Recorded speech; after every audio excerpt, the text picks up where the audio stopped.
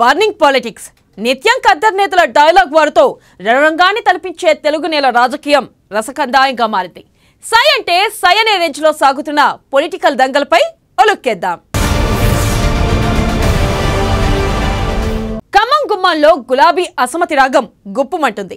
కీలకంగా ఉన్న మున్సిపాలిటీలోనూ పార్టీ రెండు ముక్కలుగా చీలిపోయింది. అసంతృప్త వాదులు తిరుగుబాటుకు సిద్ధమయ్యారు. అసమతి సెగలపై పార్టీ పెద్దలు నీళ్లు చల్లినా కారు చిచ్చులా మండుతూనే ఉన్నారు.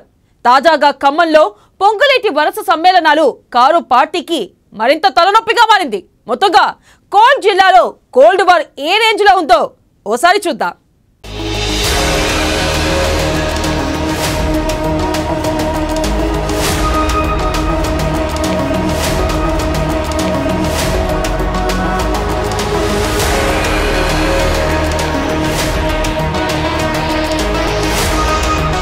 ఖమ్మం బీఆర్ఎస్ లో ఆధిపత్య పోరు.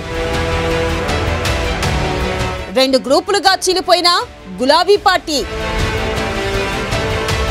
మున్సిపాలిటీలో అసంతృప్త వాదుల తిరుగుబాటు. పెద్దలు చెప్పినా పట్టించుకొని వైనం. తలలు పట్టుకుంటున్న గులాబీ లీడర్లు.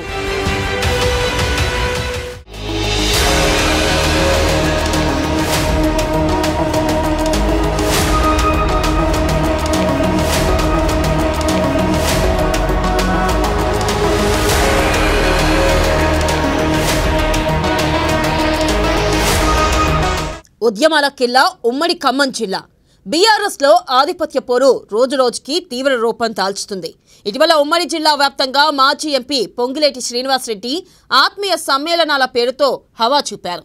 వరుస సమావేశాలు నిర్వహిస్తూ సొంత పార్టీపైనే విమర్శలు గుప్పించారు. అంతేకాక దాదాపు ప్రతి నియోజకవర్గంలోనూ పార్టీ రెండు గ్రూపులుగా చీలిపోయింది. కొన్ని చోట్ల శ్రీనివాసరెడ్డి వర్సెస్ బీఆర్ఎస్ అన్నట్టు తయారైంది. గత ఎన్నికల్లో కాంగ్రెస్ టీడీపీ నుంచి గెలిచిన వారు బీఆర్ఎస్ లో చేరారు. దీంతో అప్పుడు ఓటమి పాలైన వారి ప్రభావం తగ్గుతూ వచ్చింది. ఇదే పార్టీలో అసమ్మతికి ప్రధాన కారణంగా కనిపిస్తుంది. వారికి పొంగులేటి కూడా తోడవడంతో వచ్చే ఎన్నికల్లో అసమ్మతి ప్రభావం గట్టిగానే ఉంటుందన్న చర్చ నడుస్తుంది. ఇక మరోవైపు పొంగులేటి బీజేపీ గూటికి చేరతారని కొందరంటుంటే కాదు షర్మిల పార్టీలోకి వస్తారని మరికొందరు అంటున్నారు. అయితే ఏ పార్టీలో చేరతారన్నది మాత్రం ఇప్పటికీ విశ్లేషకుల అంచనాలకు సైతం అందడం లేదు.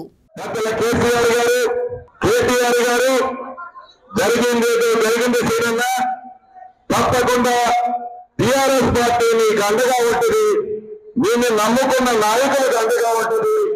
ప్రతి ఒక్కరిని పొట్టలో పెట్టుకుని చల్ల కదలకుండా ఉండే విధంగా కాపాడుకుంటుందని మాటిచ్చి ఆ ఎన్నికల్లో ప్రతి మండలానికి ప్రతి నియోజకవర్గానికి 6 ప్రాంతానికి కూడా నన్ను తిప్పి టీఆర్ఎస్ పార్టీ అభ్యర్థిని మనందరి కష్టంతో అద్భుతమైన మెజార్టీతో ఆనాడు మనం గెలిపించుకున్నాం.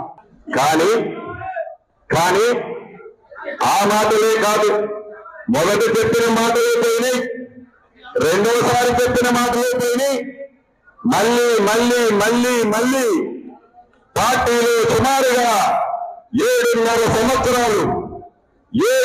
సంవత్సరాలు టీఆర్ఎస్ పార్టీలో నన్ను నమ్ముకున్న ఈ నాయకులందరూ, ఈ వేలాది మంది లక్షలాది గుండెల్లో ఉన్న శ్రీరన్న అభిమానుల్ని ఏ రకంగా అధికారంలో ఉన్న అధికార మదనతో ఉన్న. ఇక ఉమ్మడి ఖమ్మం జిల్లా వ్యాప్తంగా మున్సిపాలిటీలోనూ గందరగోళం నెలకొంది. పలు చోట్ల పార్టీ రెండు వర్గాలుగా చీలిపోయి ఉంది.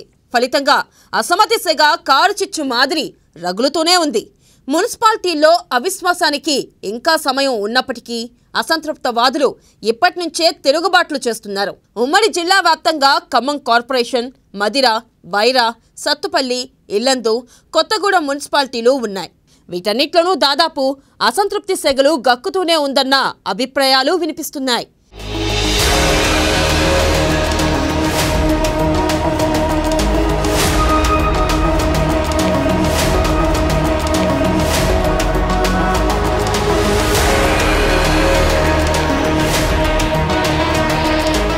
భద్రాద్రి కొత్తగూడెం జిల్లా కేంద్రమైన కొత్తగూడెంలో గత 2 సంవత్సరాల నుంచి అసంతృప్తి సెగలు రగులుతూనే ఉన్నాయి. పార్టీ జిల్లా అధ్యక్షుడు రేగా కాంతారావుతో పాటు స్థానిక ఎమ్మెల్యే వనమ వెంకటేశ్వరరావు జోక్యం చేసుకున్నప్పటికీ అసమ్మతి చల్లారలేదు. ఇక కొత్తగూడెం మున్సిపాలిటీలో 36 మంది కౌన్సిలర్లు ఉన్నారు. అందులో బీఆర్ఎస్కు 25, సిపిఐకి 8 మంది ఉన్నారు. 2 స్వతంత్రులు ఉండగా ఒకరు కాంగ్రెస్ నుంచి గెలిచారు. ఇటీవలి కాలంలో బీఆర్ఎస్లో అసంతృప్త జ్వాలలు రేగాయి. కొత్తగూడెం మున్సిపల్ చైర్పర్సన్ సీతాలక్ష్మిపై 10 నుంచి 15 మంది వార్డు మెంబర్లు తిరుగుబావుట ఎగరవేస్తున్నారు. ఇక వీరంతా శ్రీనివాస్ రెడ్డి శిబిరానికి చెందిన వారిగా ప్రచారం జరుగుతుంది.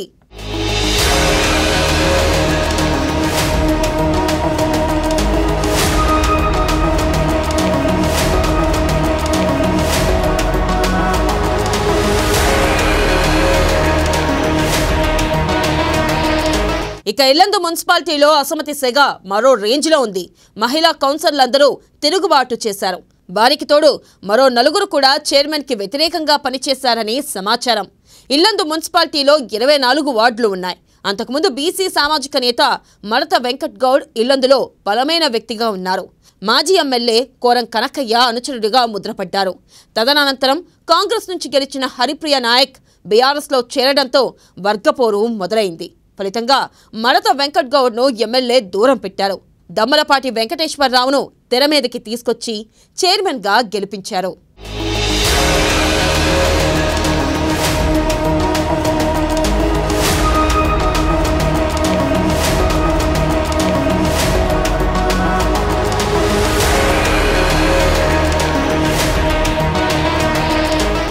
ఇక ఇల్లందులో 24 వార్డులు ఉన్నాయి. అందులో 19 మంది బీఆర్ఎస్ నుంచి గెలుపొందారు. ఇక 3 స్వతంత్రులు, ఒకరు సిపిఐ, మరొకరు సిపిఐ ఎంఎల్ న్యూ డెమోక్రసీ నుంచి గెలుపొందారు. ప్రస్తుతం చైర్మన్ పై 11 మంది తిరుగుబాటు లేవదీశారన్న చర్చ నడుస్తుంది. ఇక ఈ అసమ్మతి వ్యవహారానికి ఒక ముగింపు పలకకపోతే జిల్లాలో రాబోయే ఎన్నికల్లో బీఆర్ఎస్ తీవ్ర గడ్డు పరిస్థితులను ఎదుర్కొనక తప్పదన్న అభిప్రాయం రాజకీయ వర్గాల్లో బలంగా వినిపిస్తుంది.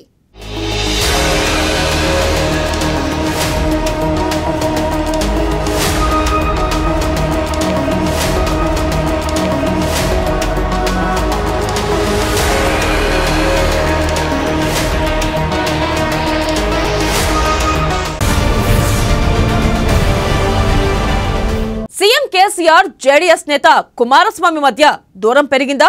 ఖమ్మం సభకు కుమారస్వామి డుమ్మా కొట్టడానికి కారణాలేంటి? కర్ణాటకలో బీఆర్ఎస్ పోటీ చేస్తుందా? కుమారస్వామితోనే కలిసి నడుస్తుందా? ఇంతకీ కేసీఆర్ వ్యూహాలు ఏ విధంగా ఉండబోతున్నాయి? పంచరత్న యాత్రలో కుమారస్వామి చెప్పిన నిజమేంటి? కేసీఆర్ని అంతలా స్మరించేందుకు కారణాలు ఏంటి? Let's watch this story.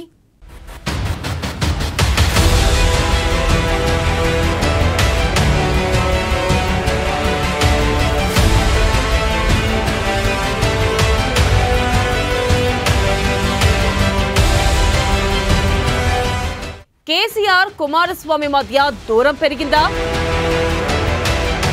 Khammam సభకు కుమారస్వామి డుమ్మాకు కారణాలు ఏంటి? కర్ణాటకలో బీఆర్ఎస్ పోటీ చేస్తుందా? బీఆర్ఎస్ జేడీఎస్ల మధ్య మైత్రి వర్కౌట్ అవుతుందా? పంచరత్నలో కుమారస్వామి కుండబద్దలు కొట్టారా?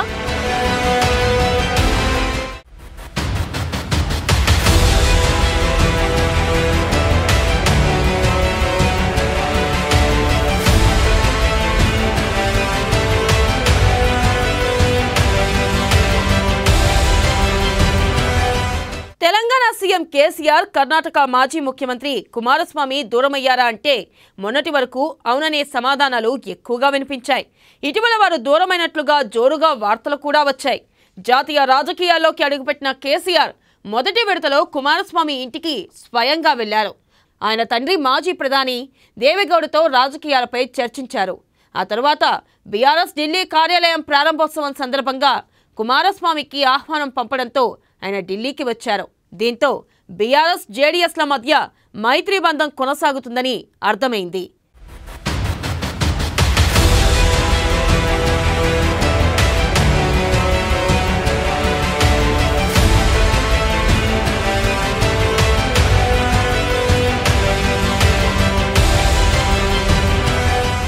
ఖమ్మంలో నిర్వహించిన సభకు కుమారస్వామి హాజరు కాలేదు. మరోవైపు బీఆర్ఎస్ వచ్చే ఎన్నికల్లో కర్ణాటకలో పోటీ చేస్తుందని ప్రకటించారు.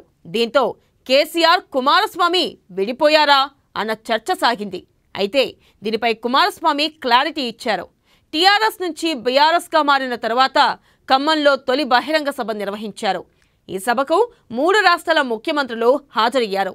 కానీ కుమారస్వామి హాజరు కాలేదు. దీంతో బీఆర్ఎస్ చేస్తున్న కార్యక్రమాలు నచ్చకనే ఆయన సభకు రాలేదని కొందరు ప్రచారం చేశారు. అంతేకాకుండా ఇక కుమారస్వామి బీఆర్ఎస్కు దూరమయ్యాడని వార్తలు కూడా వెలువడ్డాయి. అయితే ఈ సభకు రాకపోవడంపై కుమారస్వామిని ప్రశ్నించగా తాను పంచరత్న యాత్రతో బిజీగా ఉండడం వల్ల ఖమ్మం సభకు రాలేదని వివరణ ఇచ్చారు.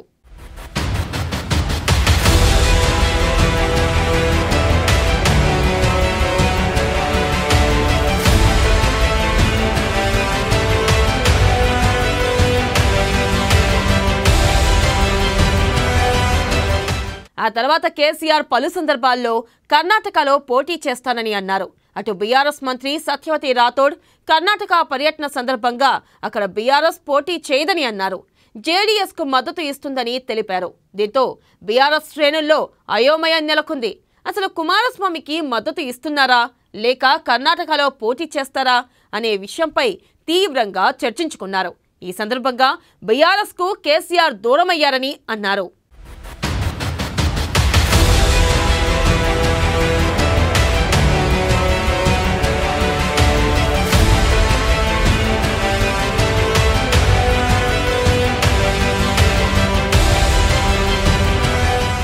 కానీ తాజాగా కుమారస్వామి తాను కేసీఆర్తో మైత్రి బంధం కొనసాగిస్తున్నట్లు క్లారిటీ ఇచ్చారు. ఆయన రాయచూరులో నిర్వహిస్తున్న పంచరత్న యాత్రలో కీలక వ్యాఖ్యలు చేశారు. ఈ సందర్భంగా కుమారస్వామి మాట్లాడుతూ తనకు తండ్రి దేవెగౌడ తర్వాత కేసీఆర్ స్ఫూర్తి అని అన్నారు.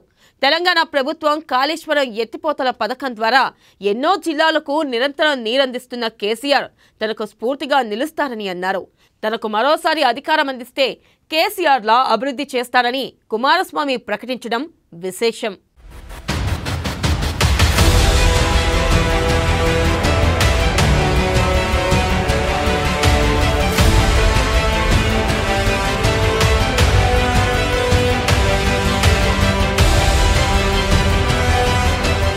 ఇక కుమారస్వామి కామెంట్స్తో త్వరలో కేసీఆర్ కర్ణాటక పర్యటన ఉంటుందని అంతా భావిస్తున్నారు. ఈ పర్యటనతో బీఆర్ఎస్ కర్ణాటకలో పోటీ చేస్తారా లేక జేడీఎస్కు మద్దతు ఇస్తారా అనేది తేలనుంది. అయితే అటు జేడీఎస్ ఇప్పటికే కర్ణాటకలోని అన్ని అసెంబ్లీలో పోటీ చేస్తామని ప్రకటించింది. ఇందులో భాగంగానే అన్ని నియోజకవర్గాలను కవర్ చేసేందుకు పంచరత్న యాత్ర నిర్వహిస్తుంది. దీంతో కేసీఆర్ ఆ పార్టీకి మద్దతుగా ప్రచారం చేస్తారని బీఆర్ఎస్లో చర్చించుకుంటున్నారు. ఏది ఏమైనా కేసీఆర్ చివరి నిమిషం వరకు ఏం చేస్తారన్నది ఎవరూ ఊహించలేరు.